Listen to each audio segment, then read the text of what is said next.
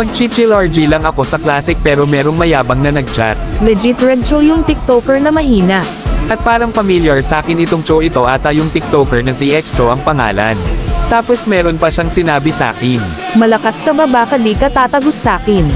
At dito guys pinakitaan niya agad ako ng galaw niya, tingnan nyo.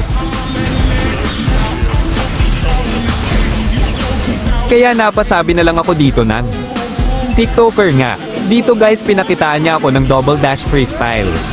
Sabay sabi sa akin ng Hindi ka kakasa sakin. kaya naman sinabi ko na mamaya siya sa akin. At sa part naman na habang nagbo-blue buff ako pinakitaan niya ulit ako ng double dash. By the way guys, gusto nyo ba ng epic skin? Heart nyo lang itong video at i-follow ako, salamat. Tinanong niya ako dito kung kaya ko pa daw. Tapos dito ay aambush niya sana ako pero buti na lang nasipa ko agad siya kaya siya pa yung nabigyan ko. Nubilis ng kamay. Hindi lang yan boy kasi meron pang iba.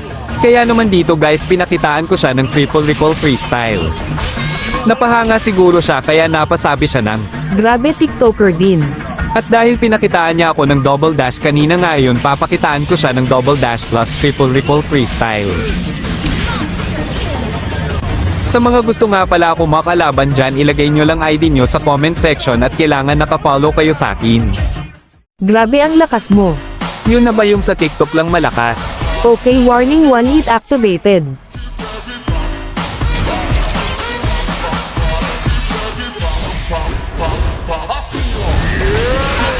Grabe inispawn trap pa talaga ako nitong lokong ito. Hindi niya ata ako nakikilala. Masyado ka ng matilok. Ngayon hayaan nyo akong tanggalin ang angas nito. Makakatikim sa akin ito ng malupit. Sa mga hindi pa nga pala nakakakilala sa akin dyan, ako nga pala si Red Cho, isa sa pinakamalakas mag-show dito sa TikTok. At kilalanin nyo nga din pala ako bilang the new Spawn Trap King.